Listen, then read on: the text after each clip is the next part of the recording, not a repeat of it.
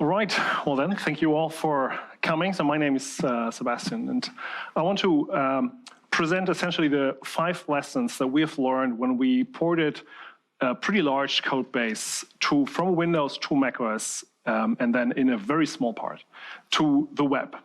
So what was the situation we were starting from?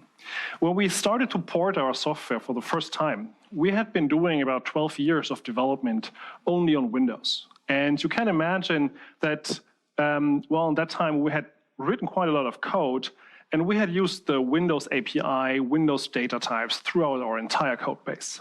So there was quite a lot of basic cleaning up that we had to do.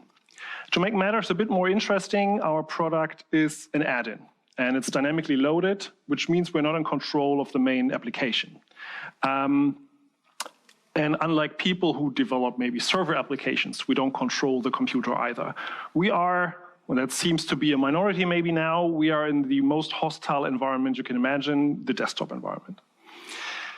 What does it mean that we're not in control? We have to be very flexible regarding a lot of aspects of programming. We have to, for example, render into anything that the host application would give us. We have to render into NS views or core animation layers.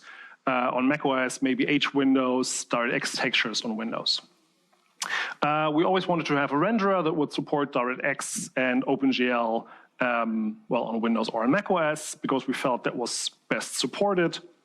We don't share the main message, the main event loop, or we share the main message loop. We don't control it.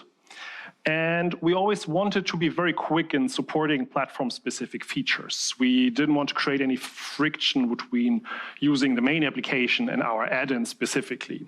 That could mean very different things. So it could mean big things, like when macOS switched to sandboxing, then our little add-in had to support that immediately. It can also mean smaller things, like, I don't know, PowerPoint. On macOS, there's a triple click, which selects an entire paragraph of text. And then we had to support that as well. So in a way, we had to be very flexible. We couldn't wait for some third-party cross-platform toolkit to catch up. We needed a lot of control ourselves. Still, of course, we wanted to have some cross-platform programming toolkit that would hide away all these platform specifics from us and would just behave identically on each platform. And my talk is largely about why this does not exist in that way and why it probably cannot exist. But what we did instead and what we learned from that. So there are 5 lessons, like I've mentioned. And I'll start with the first one. The first lesson is write high-level cross-platform abstractions. And each of those lessons I will illustrate with a, well, practical example, let's say, where we learned that lesson that is hopefully, well, illustrating my point. So, writing high-level abstractions, what do I mean by that? Well, in your code base, there's probably your platform-independent C++ code base containing your business logic stuff that is not very platform-dependent.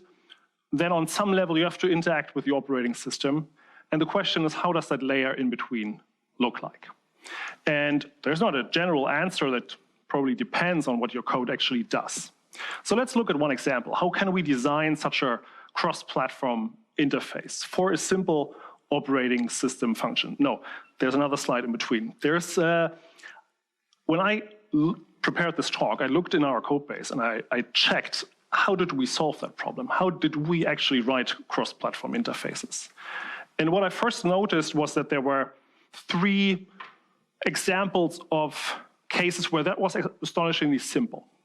And they have something in common. So the first one was we have this cross-platform rendering engine with DirectX and an OpenGL backend. And that has a very simple interface. And the interface is just essentially the list of triangles and their texture coordinates. And you give that off to some black box, and that issues DirectX commands or OpenGL commands. You don't really care. A similar case was our HTTP API, which uses the system APIs internally. So we always use the correct proxy settings, whatever the system administrator configured. Here again, very simple problem, simple interface, some function, taking a URL, maybe some arguments, and returning data. And the last was starting a child process and setting up some I/O mechanism. What these 3 have in common is that there are cases of simple data going in and data coming out of it. And that data is clearly defined, and you don't care very much what happens in between. All of these implementations can easily satisfy the same interface. The more interesting problem arises when you have to interact with some operating system object. And the most common operating system object is probably a file that you have to interact with. And this file you're carrying around somewhere, you're doing stuff with, and each of those operations has slightly different semantics on each operating system. Those files always behave a little bit different on each operating system. So let's say now we want to write a cross-platform API for a very simple problem. We want to rename a file in some cross-platform way. So what do? Well, we look at the APIs we have and try to find out what a good common interface would look like. So on Windows, we have movefilex, which takes the source file name and the target file name, of course, and a few flags. A lot of them are very platform specific. Two general ones are, is it allowed to copy the file when the source and the target location are in different volumes, or is that not allowed? And very important, is it allowed to overwrite the target location, or is that not allowed and will return an error? So we go on, we check macOS, we check Linux. They have similar, slightly different functions to extensions of rename, also taking source and target path, of course, and different flags. They support atomically swapping files. That sounds useful if you need it. And they also have the option to let you specify if it's allowed to overwrite the target file or if that is not allowed. And then last but not least, macOS also has the copy file function, which is also kind of similar. It has other options. It allows you to specify if you want to copy the access control list from the source to the target location. That also sounds useful. All my file systems support access control lists.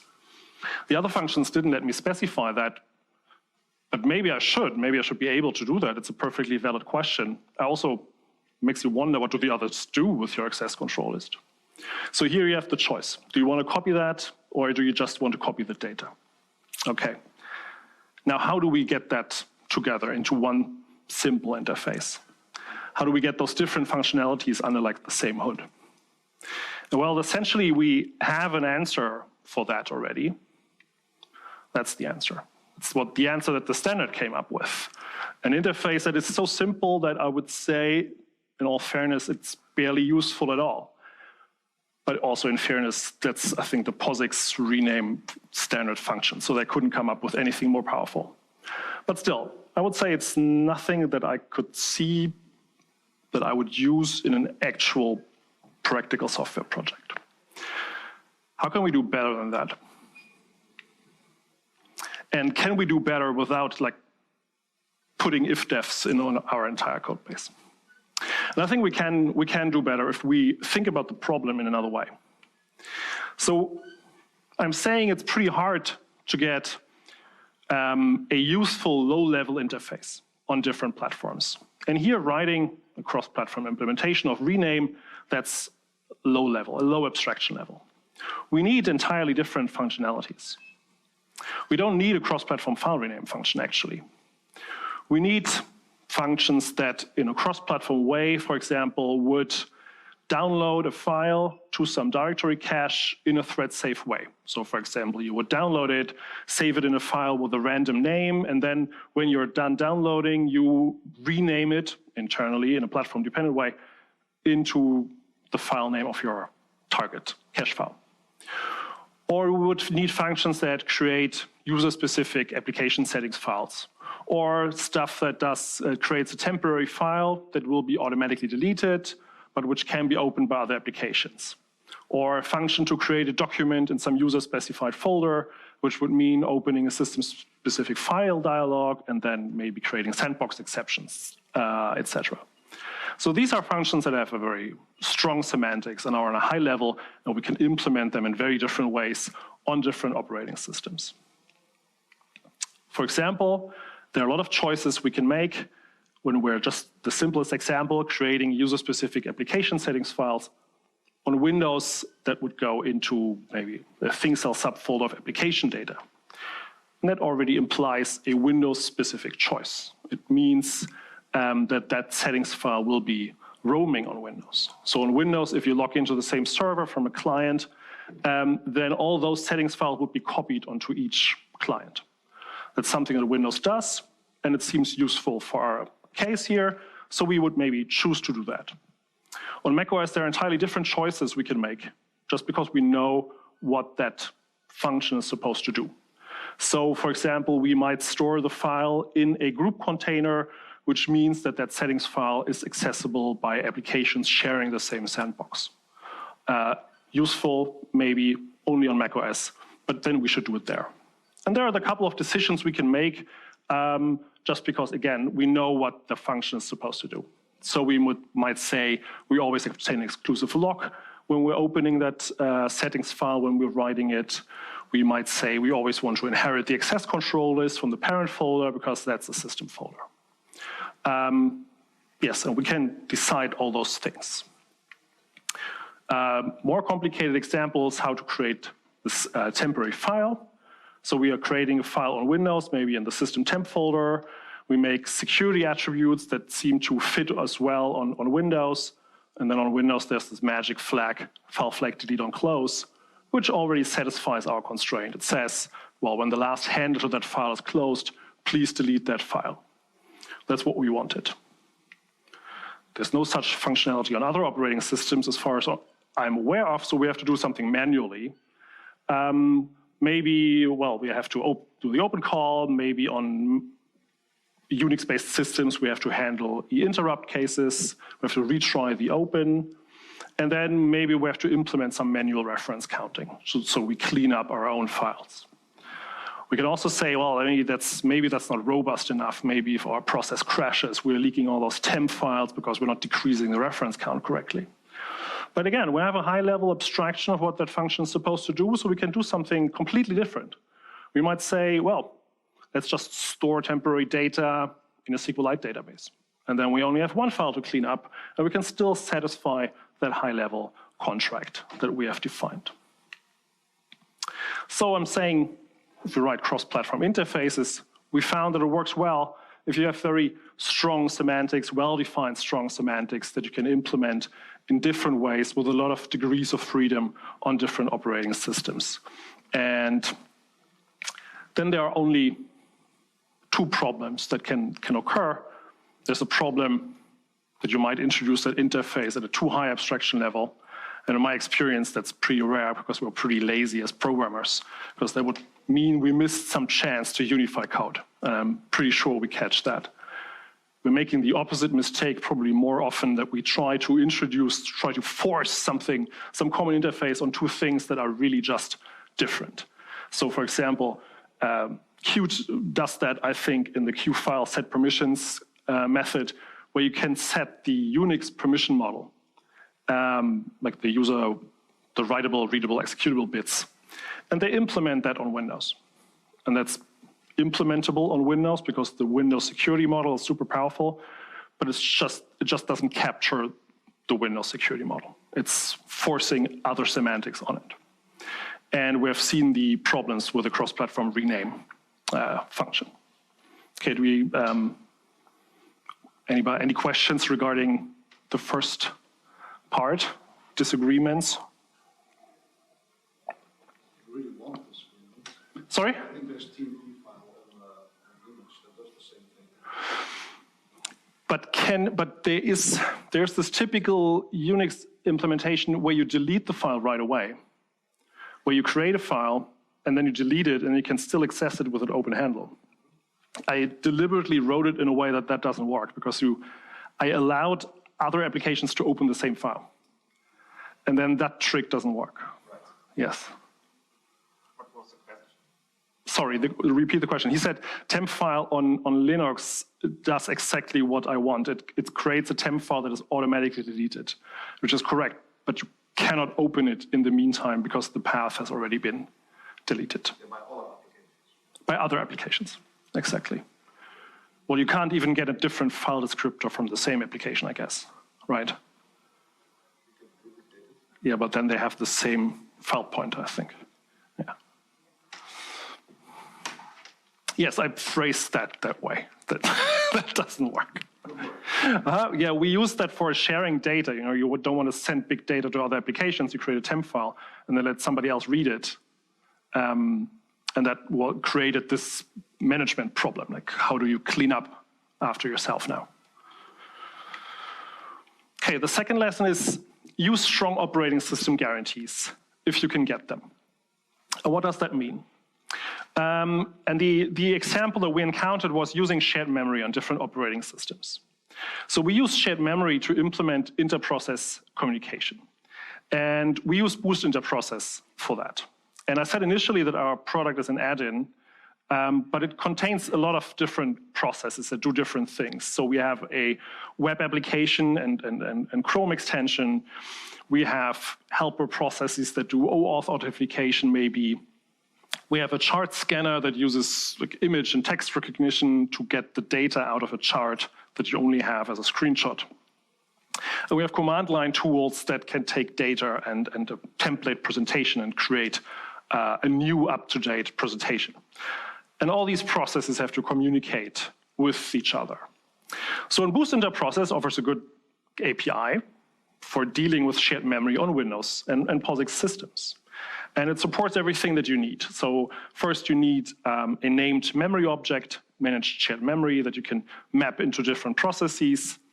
Then you need a special pointer type so you can store a pointer in shared memory. Let's say a vector maybe, which contains 3 pointers.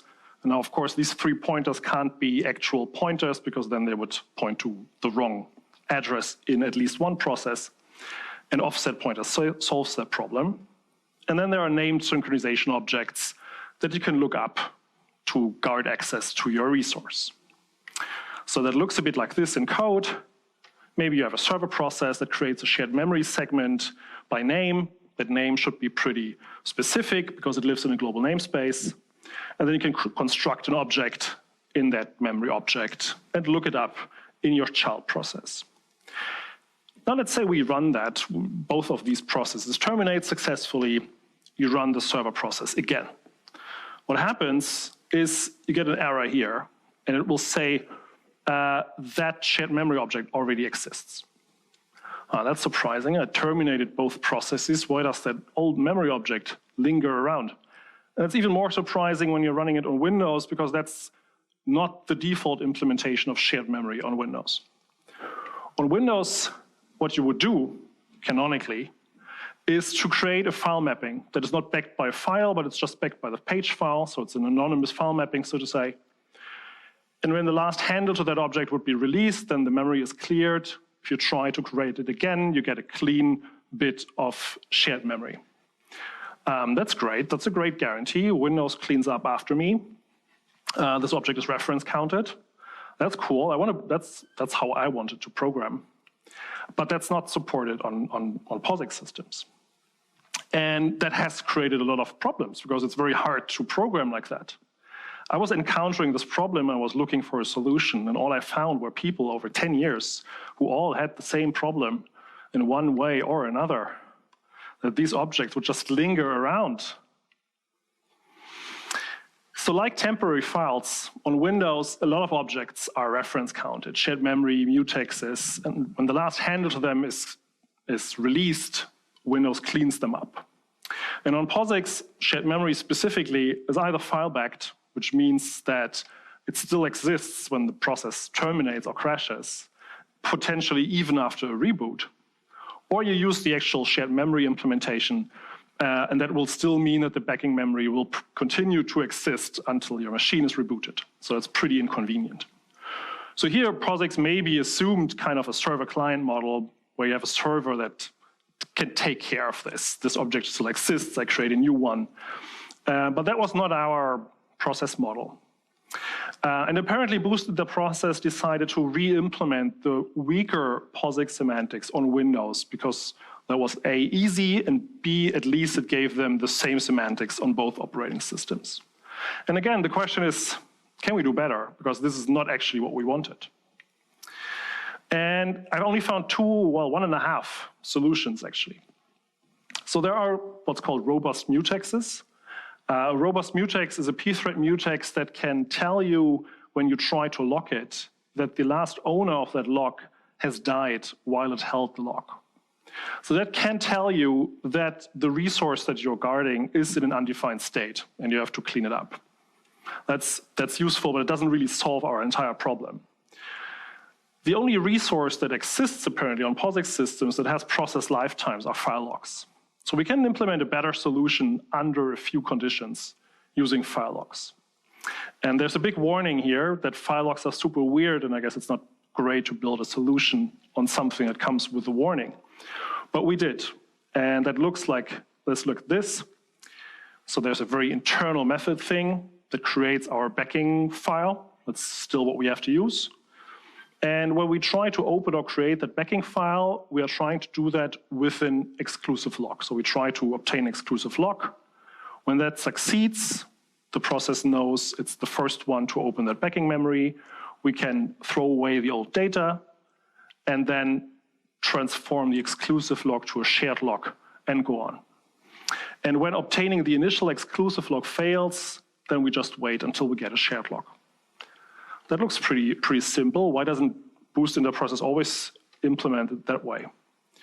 Well, because there are a few conditions regarding those warnings I mentioned. So this operation down here is the flock call. It's not actually atomic. It would release the exclusive lock first. In that simple case here, that doesn't cause any problems. The problems come from storing that file on a networked file system, maybe. Then you have to mount that thing with the correct options, so local locks are actually visible and exist.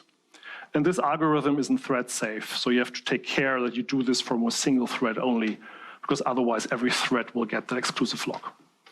So, but if you can take care of that, I think it's a good solution.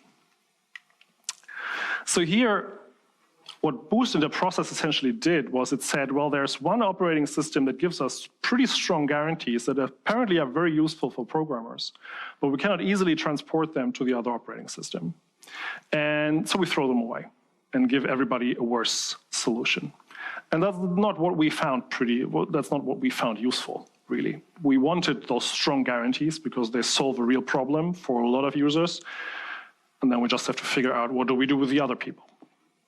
Well, that's still better than solving it for everybody manually.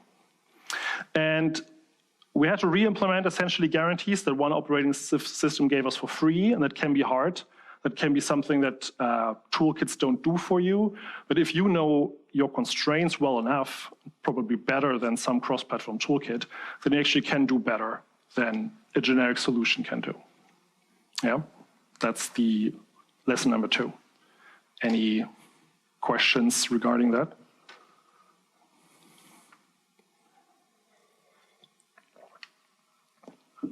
So the third point, the third problem we encountered told us that we have to think about our cross-platform state machine. And there are cases where, because you have different operating systems, you end up with a pretty complicated state machine because every operating system behaves a bit differently. And it's very important to unify those states. So you end up with a much simpler state machine that holds on each operating system. And the classic example is handling mouse interaction. So superficially, this works pretty much the same on most operating systems. So in Windows, you would implement a window, for example, and you get mouse messages. And here you write this message handler and you forward those messages to some handling function. On macOS, you would implement maybe just a view and you would implement just those callbacks for events. So it looks pretty similar in spirit. Well, you get mouse events. Well, that similarity hides pretty large differences. For example, the coordinate systems can be different. Windows has only a single double click. macOS has an arbitrary number of clicks. On Windows, mouse leave and mouse entered events are opt-in events, so you have to keep track, you have to keep state to handle those events. Did I register for them? Do I need to deregister? On macOS, that is automatic. On Windows, there's no distinction between mouse move and mouse dragged events. Again, that's state that you have to keep. And most importantly, Windows has this weird manual mouse capture model where if you get a mouse pressed event, you have to capture the mouse so you keep receiving all mouse moved events until even when the mouse has left the window, which is typically what you want. So this is automatic on macOS. Again, that's state that you have to keep on Windows. And then last but not least, the order in which you can receive those events on Windows is absolutely insane, to be polite. And on macOS, it's pretty regular. It's mouse moved, mouse down, mouse dragged, mouse up. Whereas on Windows, you can receive different mouse down messages when you have different mice, and anything can happen, really. So what we did here was to say, well, we have one operating system that has sane implementation and one that has a crazy implementation. Maybe we can implement that sane state machine on the other operating system just so that the state space we have to think about becomes simpler. And Qt, in that case, does the same thing, of course, and translates system-specific events into Qt mouse events for you that hopefully behave in a sane way as well. Yes, it's one operating system also gave us the strong guarantees here, so to speak. And that implied the simpler state space implied simpler invariants that held on each operating system. Like I said, we're much simpler to think about. And the next one is more C++-y, if you want. Mm-hmm. I was a bit surprised by item number 3, because in 1 and 2, you told us not to enforce a particular choice from one operating system onto others. And in the third item, you said, you know what, we took this mouse event model and duplicated it on another platform, and that worked well. I did the same for item number 2. It depends a bit on, sorry. So you said, isn't that a contradiction when before I said, well, don't maybe enforce one operating system's conventions on another one's? Is that correct phrasing of your question? I don't think I wanted to say that, because I clearly did the same thing in item number 2, where I also said, okay, one operating system is easy to use, strong semantics, makes it convenient to program, so also try to transport them to the other operating system. What I said, it's not worth it to like go the easy way and say, okay, I too quickly jump to an identical interface for programming, because that's not what we want. That's often what we try, what we think we need, because it makes programming easier. But if that simple cross-platform interface hides stuff that just behaves inherently different, then that's not of much use. So either you have a cross-platform interface that you can implement on both operating systems, or don't do it, I would say. Right, and in the rename function case, I would say you can't do it. And in the other cases, I would say you can do it, and you can actually implement the better semantics on both operating systems. So then do that. But that's not often not what other people do for you, because you have to know some constraints in order to do that well. Yeah. Yeah. No, yeah. Here I say I quoted your famous talk. And why constexpr in a cross-platform talk? Well, that's very easy and pretty obvious, because runtime code can fail. And runtime code will inevitably fail because none of us is that good a programmer. And in a cross-platform context, that just becomes worse, because now everything that can fail will fail, and it will fail in slightly different ways. And that's pretty annoying. But if we move code to compile time, then that code can't fail at runtime, obviously. And that can eliminate a whole class of problems, eliminates a lot of problems I have to think about as a programmer. And that's good.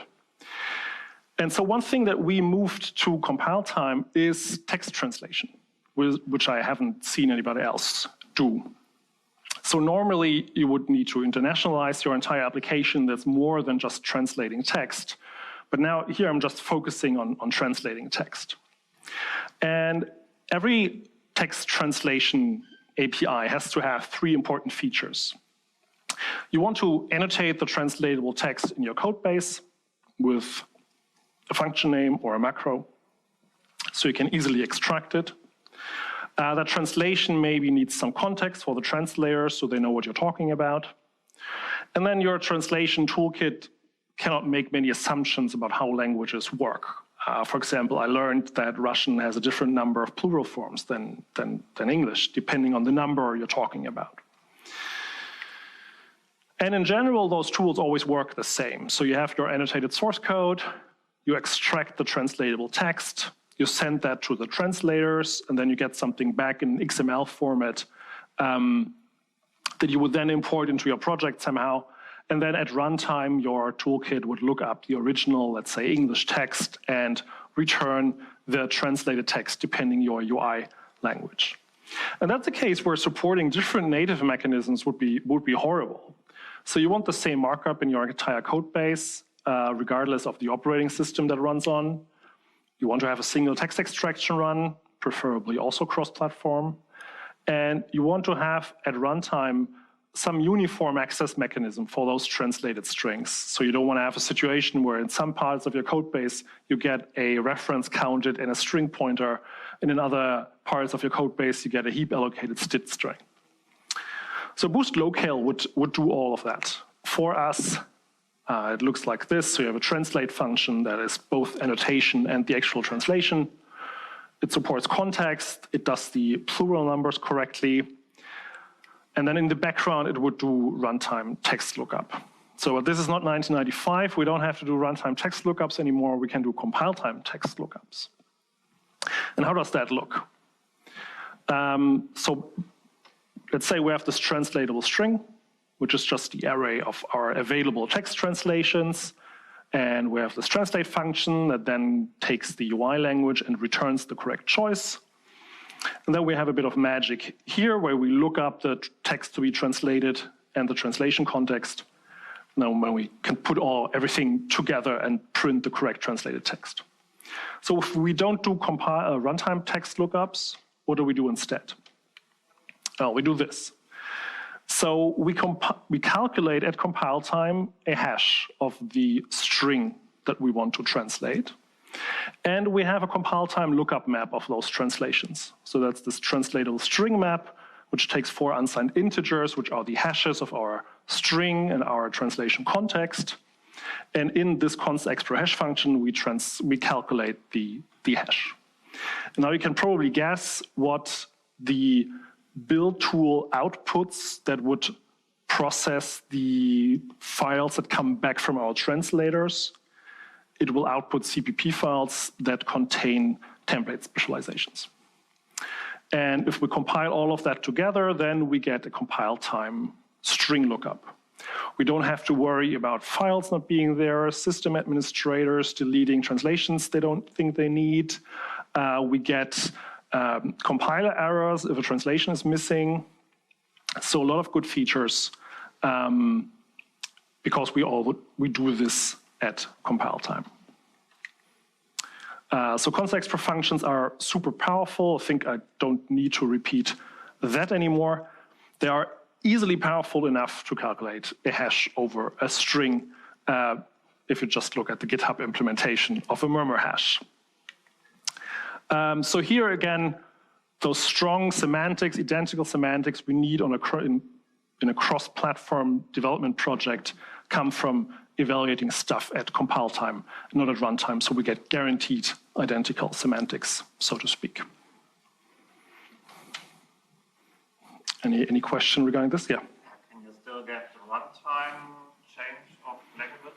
Well, can I still get runtime change of language? I can change the language, but I cannot at runtime maybe install additional languages.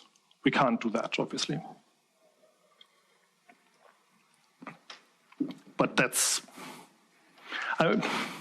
it takes so long to get a good translation that I think we can just ship an update to our binary. You know, that's not really a use case anybody was missing. But not worrying about files that are on disk or not on disk that are not readable because the virus scanner blocks them, that is pretty convenient. Yes? Sorry, just to check our understanding, so you're baking the translation into the binary, yes. By getting, you get the translator to send output code that you then inserting into the code base? Yes. We're inserting it as CPP files into our binary. We do that with a lot of resources because we find that pretty convenient. We do that with images, with a lot of stuff that we just compile as blobs into our binary. Yeah.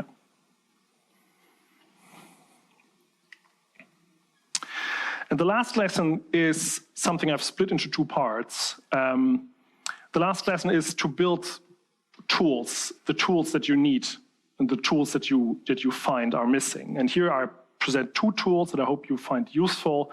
Both of them are open source, and they're both pretty different. So the first concerns what Arno is talking about in the next door. We at ThinkCell, we have a pretty powerful error reporting architecture. That means two things. That means we write a lot of asserts in our code to check invariants. We also leave them in release builds. And it also means that we check all return values from all these system API calls we do. And we distinguish between expected errors and unexpected errors in those cases. So let's say if you're opening a file, it's always an expected error that call returns error file not found, because that just can happen. It's pretty unexpected that you have to handle. That's a case you have to handle. It would be very unexpected if the open file call returned error out of paper. So I don't want you to write handling code for that in case it happens. We just ignore it, but we will report it to our backend. So everything that is unexpected is reported. Everything that is expected has to be handled. In practice, that means we handle very few errors because most of them never actually happen, even if they are documented. So when we encounter an unexpected error, then of course we might show an error message, but more importantly, we send an error report back home to our backend server. And the backend server can analyze that error report. And that's a two-way communication. So the backend can check, for example, if we have already fixed that error.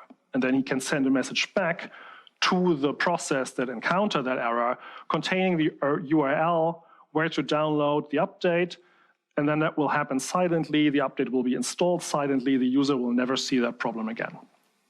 It might also report back that we need more information from the user, and then a more informative error message will pop up. Please contact support. We're looking for this error, something like this. So on our developer side, we have a tool like this, where we can filter all the bugs that occur by the build version, by the operating system, by the message. We can check which ones are the most frequent. We can enter in which build that problem was fixed, what the message should be displayed to the user.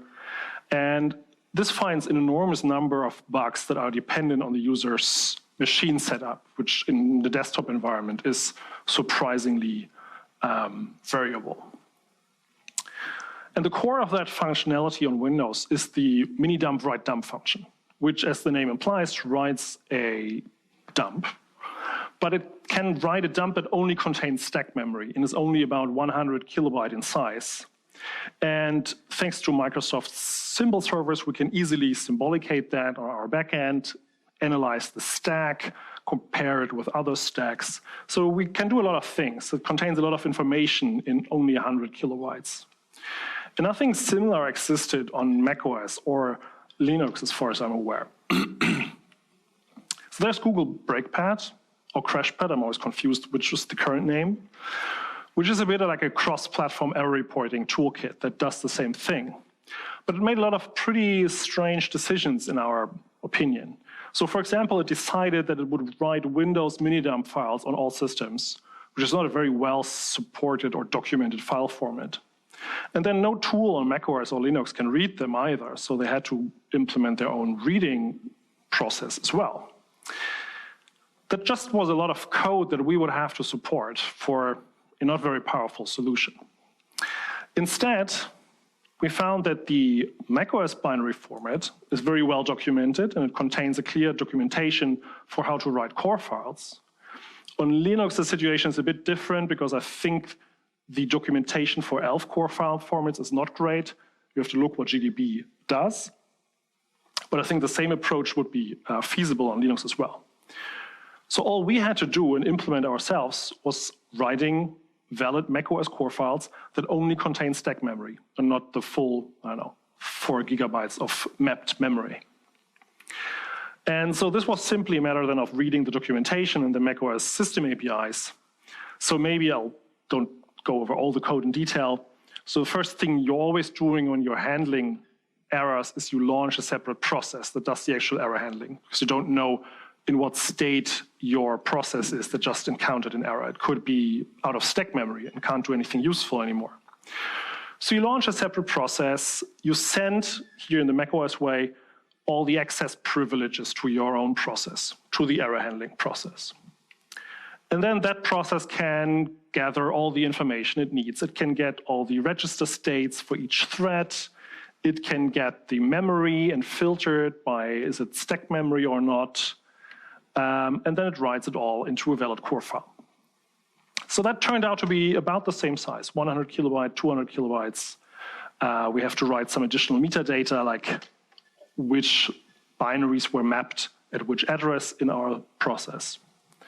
And then we can analyze it on our backend the same way we do on Windows. So we have the debug symbols for our own builds. We have the macOS system binaries for all the versions that we support.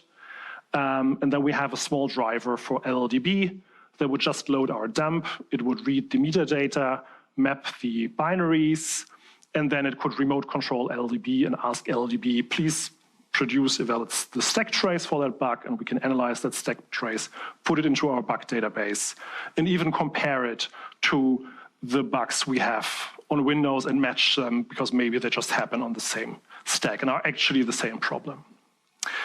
So this code, we have open sourced the macOS specific code here, the interesting pieces of code, because that was not so easy to assemble, so to speak. Before I go to the last thing, any questions? No. And the second tool is now I come to the web programming part. I've mentioned initially that we have a small web application. And that web application does a tiny thing. It just lets you import data from this tableau.com online data tool into PowerPoint, into things like charts. But it was a first testing ground to find out, well, how do we want to do web programming coming from C++ with that huge code base we have that we maybe one day want to move into the browser when more people use Office in the browser or make presentations in the browser. How can we do that? How can we go there? So we built this tiny web application. And the first question we had to ask ourselves was, what language do we want to use to program this thing? So it was pretty clear that we don't want to program JavaScript. Well, we tried out TypeScript at first. That seemed like a good choice. It's type safe, was pretty convenient to work with, but we couldn't share any code with our C++ code base. And even in the tiniest web application, there were some data structures we wanted to share because we were sending them from the web app to our native app or something like that. So that wasn't possible with TypeScript. We had to copy-paste them. And we thought, well, maybe we should look into emscripten and look into WebAssembly. Maybe we can just build a web application in C++. That's what we're more familiar with anyway. And in a way, WebAssembly is a pretty convenient way to deliver cross-platform applications by just delivering them in the browser. But now we had the opposite problem. Now we could share code, program type safely in C++, but now we couldn't interact with JavaScript libraries anymore. And inevitably, we found some we wanted to use. Maybe it was the standard DOM API. Maybe it was the special tableau.com data API we wanted to use to get data out of that tool. So here at the bottom, you see how you interact with JavaScript from emscripten. It's a lot of not type-checked calls. So you can look up an object by name in the global namespace. Maybe that exists, maybe it doesn't. Then I call the open method on that XML HTTP request. Again, no check if that exists, and the arguments aren't checked either. Coming from TypeScript, we knew there was an actual better solution because TypeScript does something pretty clever. TypeScript can annotate existing JavaScript library with types. So TypeScript comes with those type definition libraries.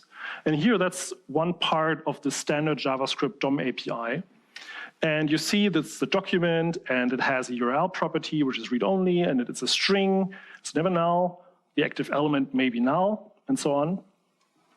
And TypeScript ships with those type definition libraries for all the standard JavaScript APIs. But not only that, but there's also an online repository where users can contribute type definitions for any JavaScript libraries. And that repository is pretty big. So we knew there was type-safe web programming.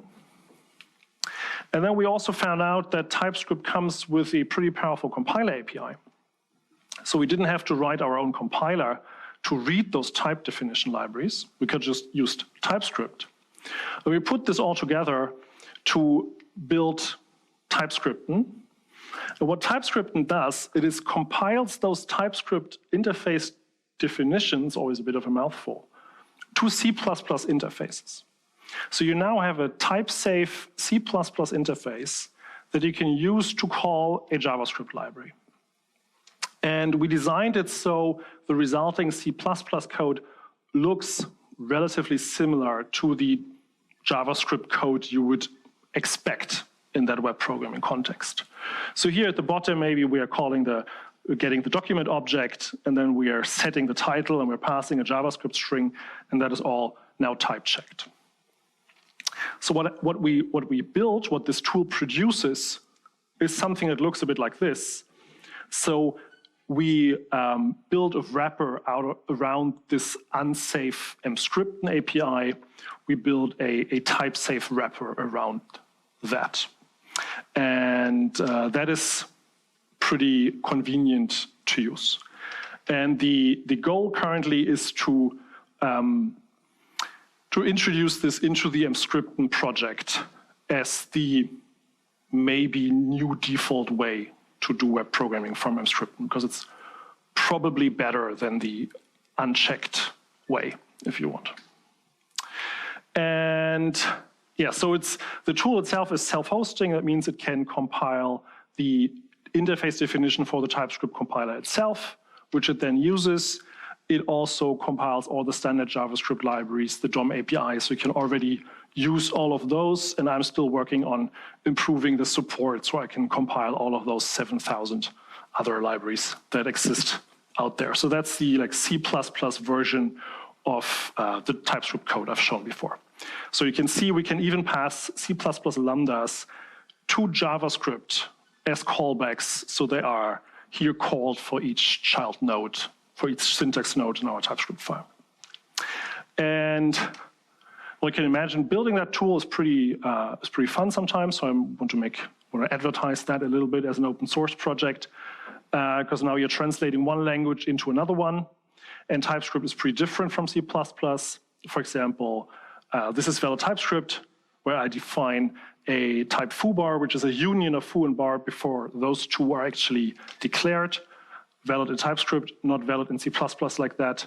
So we have to do some type ordering depending, considering the dependencies.